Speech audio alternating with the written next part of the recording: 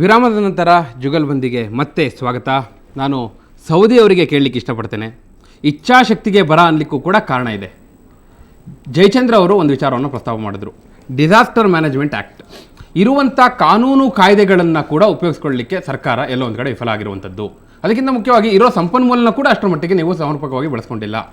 ಏನು ಹೇಳ್ತಿದ್ರ ಬಗ್ಗೆ? ಈಗ ಡಿಸಾಸ್ಟರ್ ಮ್ಯಾನೇಜ್ಮೆಂಟ್ ಆ್ಯಕ್ಟ್ ಅಂತಲೇ ಒಂದು ಇದೆ ಅಂತ ಆದರೂ ಗೊತ್ತಾ? ಇವತ್ತು ಸರ್ವಪಕ್ಷ ಸಭೆಯ ನಂತರವೇ ಇದು ಸರ್ಕಾರದ ಗಮನಕ್ಕೆ ಬಂದಿರೋದಾ? ಹೇಗೆ ವಿರೋಧ ಪಕ್ಷಗಳು ಪ್ರತಿಯೊಂದಕ್ಕೂ ವಿರೋಧ ಮಾಡುವಂಥದ್ದು ಭಾವನೆ ಹೊಂದಿದಾವೆ. ಈಗ ಬರಗಾಲ ನಿರ್ವಹಣಾ ಸಭೆಗಳನ್ನ ಆಗಿಲ್ಲ ಅಂತ ಹೇಳ್ತಾರೆ. ನಮ್ಮ ಜಿಲ್ಲೆಯೊಳಗೆ ನಾವು 2 ಸಲ ನಮ್ಮ ಜಿಲ್ಲಾ ಉಸ್ತುವಾರಿ ಅದಲ್ಲ ಆ ಸಭೆ ಬರಗಾಲ ನಿರ್ವಹಣೆ ಯಾವ ರೀತಿ ಮಾಡಬೇಕು, ಎಷ್ಟು ಪರಿಣಾಮ ನಮ್ಮ ಜಿಲ್ಲೆ ಎಫೆಕ್ಟ್ ಆಗುತ್ತೆ. ನಾವು ಡಿಸಾಸ್ಟರ್ ಮ್ಯಾನೇಜ್ಮೆಂಟ್ ಬರ ನಿರ್ವಹಣೆ ಸಮಿತಿ ಸಭೆ ಬೇರೆ, ಶಾಸಕರು ನಡೆಸುವ ಸಭೆ ಬೇರೆ. ಡಿಸಾಸ್ಟರ್ ಮ್ಯಾನೇಜ್ಮೆಂಟ್ ಮುಖ್ಯಮಂತ್ರಿಗಳ ಅಧ್ಯಕ್ಷರಾಗಿರ್ತಾರೆ, ಚೀಫ್ ಸೆಕ್ರೆಟರಿ ಅಧ್ಯಕ್ಷತೆ ಆಗಿರ್ತಕ್ಕಂಥ ಸಮಿತಿ, ಅನೇಕ ಸಮಿತಿಗಳಿದೆ. ಅವರು ಇನ್ ಅಡ್ವಾನ್ಸ್ ಪ್ರಿಪರೇಷನ್ ಮಾಡ್ತಾರೆ. ಪ್ರಿಪರೇಷನ್ ಮಾಡೋದಕ್ಕೆ ಗೌರ್ಮೆಂಟ್ ಆಫ್ ಇಂಡಿಯಾ ಅಸಿಸ್ಟೆನ್ಸ್ ಕೊಡ್ತದೆ. ಅದನ್ನ ಇವತ್ತಿನವರೆಗೂ ನಾನು ಅಸರ್ಟೈನ್ ಮಾಡ್ಕೊಂಡೆ ಒಂದೇ ಒಂದು ಸಭೆ ಕರ್ತಿಲ್ಲ. ಏನ್ ಹೇಳ್ತೀರಿ ಸೌದಿ ಅವರೇ? ಅದು ಪಾಯಿಂಟ್. ಈಗ 7 ತಿಂಗಳಾಯ್ತು ಇಂಥದ್ದೊಂದು ಆಕ್ಟ್ನ, ಇಂಥ ಕಾನೂನ ಕಾಯ್ದೆಯನ್ನು ಬಳಸ್ಕೊಂಡ್ರೆ ಇನ್ನಷ್ಟು ಹೆಚ್ಚು ನೆರವಿಗೆ ಹೋಗ್ಬೋದು ಜನರಿಗೆ. ಹೌದಾ? ಸರ್ಕಾರ ಅಂತ ಇಚ್ಛಾಶಕ್ತಿನೇ ಆಕ್ಟ್ ತೋರಿಸ್ತಲ್ಲ. ಜನರ ನೆರವಿಗೆ ಹೋಗೋದ್ರ ಜೊತೆಗೆ ಕೇಂದ್ರ ಸರ್ಕಾರದಿಂದ ಅನುದಾನ ಹೆಚ್ಚಿಗೆ ತರಬಹುದು. ಖಂಡಿತ. ಅದೇ ಹಿನ್ನೆಲೆಯಲ್ಲಿ ಇಂಥ ಕಾನೂನು ಕಾಯ್ದೆಯನ್ನ ಯಾಕೆ ಸರ್ಕಾರ ಬಳಸ್ಕೊಡ್ಕೊಡುದು? ಯಾಕಂದ್ರೆ ನಿಜಕ್ಕೂ ಕೇಂದ್ರದಿಂದ ನೀವು ಅನುದಾನ ಬೇಕು ಅಂತ ಹೇಳ್ತಿದ್ದೀರಿ, ನಿಯೋಗ ಹೋಗ್ಲಿಕ್ಕೆ ರೆಡಿ ಆಗಿದ್ದೀರಿ. ಅದಕ್ಕೆ ಪೂರಕವಾಗಿ ಇರುವಂಥದ್ದು ಈ ಕಾಯ್ದೆ, ಅದಕ್ಕೆ ಹೆಚ್ಚು ಬಲ ಕೊಡುವಂಥದ್ದು ಈ ಕಾಯ್ದೆ. ಯಾಕೆ ಬಳಸ್ಕೊಡ್ಬಾರ್ದು? ಅದನ್ನು ಬಳಸ್ಕೊಂಡೇ ಇರ್ತಾರೆ ಸರ್. ಅದು ಕಾನೂನುಗಳನ್ನು ಗೊತ್ತಿಲ್ಲೇ ಇರೋದಿಲ್ಲಲ್ಲ. ಅಧಿಕಾರಿಗಳು ಇರ್ತಾರೆ, ನಮ್ಮ ಚೀಫ್ ಸೆಕ್ರೆಟರಿ ಇರ್ತಾರೆ, ಅದನ್ನು ನಾವು ಮಾಡೇ ಇರ್ತಾರೆ. ಆದ್ರೆ ನಮ್ಮ ಜಿಲ್ಲಾ ಲೆವೆಲ್ದೊಳಗೆ ನಾವು ಪರಿಣಾಮಕಾರಿಯಾಗಿ ಬರ ನಿರ್ವಹಣಾ ಸಮಿತಿ ಸಭೆಗಳನ್ನು ಮಾಡೋದ್ರ ಮುಖಾಂತರ ಎಲ್ಲಾ ರೀತಿ ಬರವನ್ನ ಎದುರಿಸುವಂತ ಕುಡಿಯುವ ನೀರು ಇರ್ಬೋದು, ಮೇವು ಇರ್ಬೋದು, ಅನೇಕ ರೋಗಗಳು ಎಲ್ಲಾ ರೀತಿಯಿಂದಲೂ ನಾವು ಸಮರ್ಥವಾಗಿ ಎದುರಿಸುವಂತ ಕೆಲಸವನ್ನ ನಾವು ಜಿಲ್ಲಾ ಲೆವೆಲ್ ಒಳಗ, ಆಯಾ ತಾಲೂಕ್ ಲೆವೆಲ್ ಒಳಗೆ ನಾವು ಮಾಡಿಲ್ಲ. ಈಗ ನಾವೆಲ್ಲರೂ ಗಮನಿಸಿದಂಗೆ ನಾವು ನೋಡ್ತಾ ಇರೋದು ಏನು ಅಂದ್ರೆ, ಬರೀ ನೀರು ಪೂರೈಸೋ ಕೆಲಸ ಆಗ್ತಾ ಇದೆ. ಅಲ್ಲಿ ನೀರಿಲ್ಲ, ಬೋರ್ವೆಲ್ ತೆಗ್ರಿ, ಇಲ್ಲಿ ನೀರಿಲ್ಲ, ಟ್ಯಾಂಕರಲ್ಲಿ ನೀರು ಕೊಡಿ, ಬರೀ ಇದೇ ನಡೀತಾ ಇದೆಯಲ್ಲ ಅಂತ. ಈಗ ನೀರು ಪೂರೈಸೋದು ಅದು ಬೇಸಿಗೆ ಸಾಮಾನ್ಯ ಸಮಸ್ಯೆ. ನಮ್ಮ ನೀರು ಬರ ಆದರೆ ನೀರಿನ ಸಮಸ್ಯೆಗಿಂತ ಒಂದು ಹೆಜ್ಜೆ ಮುಂದಿನ ಸಮಸ್ಯೆ ಇರುತ್ತೆ. ಅದು ಈಗ ಜಾನುವಾರುಗಳಿಗೆ ಮೇವಿರಲ್ಲ, ಈ ತರ ಸಮಸ್ಯೆಗಳಿರುತ್ತೆ, ಜನರಿಗೆ ಕೆಲಸ ಇರಲ್ಲ. ಅದಲ್ಲ, ಅದು ಮುಖ್ಯವಾಗಿ ಬೆಳೆ ಬಂದಿರಲ್ಲ. ಡಿಸಾಸ್ಟರ್ ಮ್ಯಾನೇಜ್ಮೆಂಟ್ ಆಕ್ಟ್ ಅನ್ನೋದ್ರಲ್ಲಿ ಅದರೊಂದು ಸೆಲ್ ಇರ್ತದೆ. ಸೆಲ್ಲಿನ ಅಧ್ಯಕ್ಷರಾಗಿ ಮುಖ್ಯಮಂತ್ರಿಗಳು ಇರ್ತಾರೆ, ಕಾರ್ಯದರ್ಶಿ ಇರ್ತಾರೆ. ಅಲ್ಲಿ ಏನಪ್ಪಾ ಅಂತ ಹೇಳಿದ್ರೆ, ಈಗ ಕೇಂದ್ರ ಸರ್ಕಾರ ಕಾನೂನು ತಂದಿರತಕ್ಕಂಥದ್ದು ಇನ್ನು ಒಂದು ಇಮಿಡಿಯೇಟ್ ಆಗಿ ಏನು ಪ್ರಾಬ್ಲಮ್ಸ್ ಇದೆ ಅದಕ್ಕೆ ಪರಿಹಾರ ಏನು, ಶಾಶ್ವತವಾದಂಥ ಪರಿಹಾರ ಏನು, ಅದಕ್ಕೆ ಪ್ಲಾನಿಂಗ್ ಮಾಡ್ತಕ್ಕಂಥ ಕೆಲಸವನ್ನು ಮಾಡ್ತಕ್ಕಂಥದ್ದು ಇಂಪಾರ್ಟೆಂಟು. ಬಹುಶಃ ಅದನ್ನು ಪ್ಲಾನಿಂಗ್ ಮಾಡೋದಕ್ಕೆ ಇವರೇನಾದರೂ ಸಭೆ ಕರೆದು ಆ್ಯಕ್ಷನ್ ತಗೊಂಡಿದ್ರೆ ನಿಜವಾಗ್ಲೂ ಕೂಡ ಅದನ್ನು ಶಾಶ್ವತವಾಗಿ ಬಗೆಹರಿಸೋದ ರೀತಿಯಲ್ಲಿ ಕಾರ್ಯಕ್ರಮಗಳನ್ನ ಹಾಕ್ಬೋದಾಯ್ತು. ಬರೀ ಬೇರೆ ಬೇರೆ ಪ್ಲಾನ್ ಅಲ್ಲಿ ಬಿಸಿ ಇದ್ರಲ್ಲ,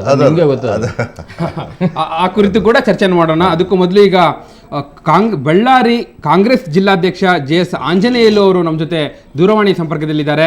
ಆಂಜನೇಯಲು ಅವರೇ, ನೀವು ಕೂಡ ಈ ಚರ್ಚೆಯನ್ನು ಗಮನಿಸ್ತಾ ಇದ್ದೀರಿ. ಸೌದಿ ಅವರು ಹೇಳ್ತಾ ಇದ್ದಾರೆ, ಬರಪೀಡಿತ ಜಿಲ್ಲೆಗಳಲ್ಲಿ ಅಲ್ಲಲ್ಲಿ ಸಭೆಗಳು ನಡೀತಾ ಇವೆ, ಏನೇನು ಜನರ ನೆರವಿಗೆ ಹೋಗಬೇಕು ಆ ಎಲ್ಲ ಕ್ರಮಗಳನ್ನ ಕೂಡ ಸರ್ಕಾರ ಕೈಗೊಳ್ತಾ ಇದೆ ಅನ್ನುವಂಥದ್ದು. ನಿಮ್ಮ ಜಿಲ್ಲೆ ಕೂಡ ಬರಗಾಲ ಪೀಡಿತ ಜಿಲ್ಲೆ. ಏನು ಹೇಳ್ತೀರಿ? ಅಲ್ಲಿ ಯಾವ ರೀತಿಯ ವಾತಾವರಣ ಇದೆ, ಜನರ ಪರಿಸ್ಥಿತಿ ಹೇಗಿದೆ, ಸರ್ಕಾರ ಎಷ್ಟರ ಮಟ್ಟಿಗೆ ಸ್ಪಂದಿಸಿದೆ, ವಾಸ್ತವ ಚಿತ್ರಣವನ್ನು ಕೊಡಿ. ಚೌಧರಿ ಸಾಹೇಬ್ರೆ ನಮಸ್ಕಾರ. ನಮಸ್ಕಾರ. ಹಲೋ, ಹೇಳಿ. ಅವರು ಈ ರಾಜ್ಯದಲ್ಲಿ ನಮ್ಮ ಬಳ್ಳಾರಿ ಜಿಲ್ಲೆಯಲ್ಲಿ ಏನು ಜಿಲ್ಲಾ ಸಚಿವರಿದ್ದಾರೆ, ಜಿಲ್ಲಾ ಸಚಿವರು ಬರ ಪರಿಹಾರ ಬಗ್ಗೆ ಇವತ್ತಿನವರೆಗೆ ಈ ಬಳ್ಳಾರಿ ಜಿಲ್ಲೆಯಲ್ಲಿ ಒಂದು ಮೀಟಿಂಗ್ ಮಾಡಿಲ್ಲ. ಏನ್ ಹೇಳ್ತಾರೆ, 6 ಕೋಟಿ ರೂಪಾಯಿ ಬಳ್ಳಾರಿ ಕೊಟ್ಟಿದ್ದೀವಿ, 6 ಕೋಟಿ ರೂಪಾಯಿನಲ್ಲಿ 5,91 ಲಕ್ಷ ಖರ್ಚು ಮಾಡಿದೀವಿ ಅಂತ ಇವತ್ತಿನವರೆಗೆ ಹೇಳ್ತಾ ಇದ್ದಾರೆ. ಇವತ್ತಿನವರೆಗೆ ಯಾವುದೇ ರೀತಿಯಲ್ಲಿ ಬಡವರಿಗಾಗ್ಲಿ, ಆಕಳಿಗೆ ಮೇವು ಆಗ್ಲಿ, ನೀರಾಗ್ಲಿ ಈ ಜಿಲ್ಲೆಯಲ್ಲಿ ಯಾವುದೇ ರೀತಿಯಲ್ಲಿ ಸಿಗ್ತಾ ಇಲ್ಲ. ಸಚಿವರು ಬಳ್ಳಾರಿಗೆ ಬಂದೇ ಇಲ್ಲ ಇಷ್ಟವರೆಗಾಗಿ. ಮತ್ತು ನಮ್ಮ MLA ಅವ್ರಿಗೆ ಅವ್ರ ಪಕ್ಷನ ಅವ್ರು ನೋಡ್ಕೊಳ್ಳಿಕ್ಕೆ ಸರಿ ಹೋಗ್ತಾ ಇದ್ದಾಗ್ಲಿ, ಬಡವರ ಬಗ್ಗೆ ಯಾರೇ ಆಗ್ಲಿ ಸರ್ಕಾರದವರು ಮತ್ತು ಈ ಬಳ್ಳಾರಿ ಶಾಸಕರಾಗಿ ಯಾರೇ ಆಗ್ಲಿ ಇದಕ್ಕೆ ಕಾಳಜಿ ವಹಿಸ್ತಾ ಇಲ್ಲ. ಅಲ್ಲ ಆಂಜನೇಯಲವ್ರೆ, ಸೌದಿ ಅವರು ಒಂದು ಮಾತು ಅವಾಗಲೇ ಹೇಳಿದ್ರು, ಕೇವಲ ವಿರೋಧ ಪಕ್ಷದವರು ಅನ್ನೋ ಕಾರಣಕ್ಕೆ ವಿರೋಧ ಮಾಡಬೇಡಿ. ಅದಕ್ಕೆ ಹೇಳಿದೆ, ವಾಸ್ತವ ಚಿತ್ರಣವನ್ನು ಕೊಡಿ. ನೀವು ನೇರವಾಗಿ ನೋಡ್ತಿರುವಂತದ್ದು, ಪರ್ಟಿಕ್ಯುಲರ್ ಆಗಿ ಹೇಳೋದಾದ್ರೆ ಯಾವುದು ಮುಖ್ಯವಾಗಿ ಬಳ್ಳಾರಿಯಲ್ಲಿ ತೀವ್ರವಾಗಿ ಕಾಡ್ತಿರುವಂತ ಸಮಸ್ಯೆ ಯಾವುದು?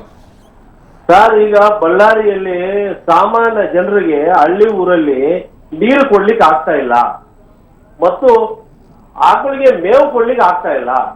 ಮತ್ತೆ ಆಮೇಲೆ ಬಳ್ಳಾರಿಯಿಂದ ವಲಸಾಗಿ ಜನ ಬೆಂಗಳೂರಿಗೆ ಮತ್ತೆ ಉಡುಪಿಗೆ ಬದುಕ್ಲಿಕ್ಕೆ ಹೋಗ್ತಾ ಇದಾರೆ. ಅವರಿಗೆ ಒಂದು ಕೆಲಸ ಕೊಟ್ಟು ಇಲ್ಲೇ ನಿಲ್ಸ್ಕೊಂಡು ಇಲ್ಲೇ ಇದು ಮಾಡ್ಲಿಕ್ಕೆ ವ್ಯವಸ್ಥೆ ಆಗ್ತಾ ಇಲ್ಲ ಬಳ್ಳಾರಿಯಲ್ಲಿ. ಇವತ್ತು ಅವ್ರು ಹೇಳ್ಬೋದು ವಿರೋಧ ಪಕ್ಷದವರು ಹಂಗೆ ಹೇಳ್ತಾರೆ ಅಂತ.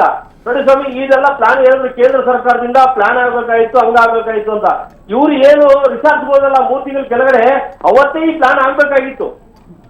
ಆಂಜನೇಯ ಅವರೇ, ಬಿಜೆಪಿ ಸರ್ಕಾರ ಆಡಳಿತಕ್ಕೆ ಬರ್ಲಿಕ್ಕೆ ಹಾ, ಬಳ್ಳಾರಿಯ ಕೊಡುಗೆ ಬಹಳ ದೊಡ್ಡದಿತ್ತು. ಅಂತದ್ರಲ್ಲಿ ಯಾಕೆ ಬಳ್ಳಾರಿ ನಿರ್ಲಕ್ಷ್ಯ ಮಾಡ್ತಾ ಇದೆ ಬಿಜೆಪಿ ಸರ್ಕಾರ ಅಂತ ಅಂತೀರಾ? ಸರ್, ಈಗ ಏನಾಗಿದೆ, ಬಳ್ಳಾರಿ ಏನು ಇದು ಮಾಡ್ತಾ ಇದ್ರೆ, ಬಳ್ಳಾರಿಯಲ್ಲಿ ಬಿಜೆಪಿಗೆ ಏನು ಶಾಸಕರಿದ್ರು ಇಲ್ಲಿ, ಆ ಶಾಸಕರೆಲ್ಲ ಅವ್ರ PSR ಪಾರ್ಟಿ ಅಂತ ಆ ಪಾರ್ಟಿ ಹಿಂದೆ ಹೋಗಿದ್ದಾರೆ. ಅದಕ್ಕೆ ಅವ್ರು ಏನು ಮೊನ್ನೆ ಬೈ ಎಲೆಕ್ಷನ್ ಅಲ್ಲಿ ನೋಡಿದ್ರು, ಯಾವುದೇ ರೀತಿಯಲ್ಲಿ ಬಳ್ಳಾರಿಯಲ್ಲಿ ನಮಗೆ ಬೇಸಿಲ್ಲ ಅಂತ ಅವರು ನಮ್ಮನ್ನ ನೆಗ್ಲಿಜೆನ್ಸಿ ಮಾಡ್ತಾ ಇದ್ದಾರೆ. ಇದು ಸರಿಯಲ್ಲ ಅಂತ ನಮ್ಮ ವಾಗ್ದಾಯ. ಆಂಜನೇಯ ಅವರೇ, ಒಂದು ಪ್ರಮುಖವಾದ ವಿಚಾರವನ್ನು ನೀವೀಗ ಎತ್ತಿದ್ರೆ ಏನಂದ್ರೆ ರಾಜಕೀಯ ಕೂಡ ಬೆರ್ತಿದೆ, ಬರದಲ್ಲೂ ಕೂಡ ರಾಜಕೀಯ. ಎಸ್ ಸರ್, ಅಲ್ಲ ಆಂಜನೇಯ ಅವರೇ, ಅಲ್ಲ ನಿಮ್ಮ ಪಾಯಿಂಟ್ ನನಗೆ ಅರ್ಥ ಆಯ್ತು. ಬರದಲ್ಲೂ ಕೂಡ ರಾಜಕೀಯ. ಈಗ ಒಂದು ಪಾರ್ಟಿಯಿಂದ ಗೆದ್ದಿರೋರು ಮತ್ತೊಂದು ಪಾರ್ಟಿ ಹಿಂದೆ ಹೋಗಿರೋದ್ರಿಂದ ಅವರಿಗೆ ಬೇಕಾದಂತ ನೆರವು ಸಿಗ್ತಿಲ್ಲ ಅನ್ನೋಂಥದ್ದು. ಆ ಬಗ್ಗೆ ನಾನು ಸೌದಿ ಅವರಿಂದ ಉತ್ತರವನ್ನು ಪಡಿತೇನೆ. ಸೌದಿ ಅವರೇ, ಅದಕ್ಕೆ ನೀವು ಉತ್ತರಿಸಬೇಕು. ಅದಕ್ಕೂ ಮೊದಲು ಈಗ ಜುಗಲ್ಬಂದಿಯಲ್ಲಿ ಒಂದು ಬ್ರೇಕ್.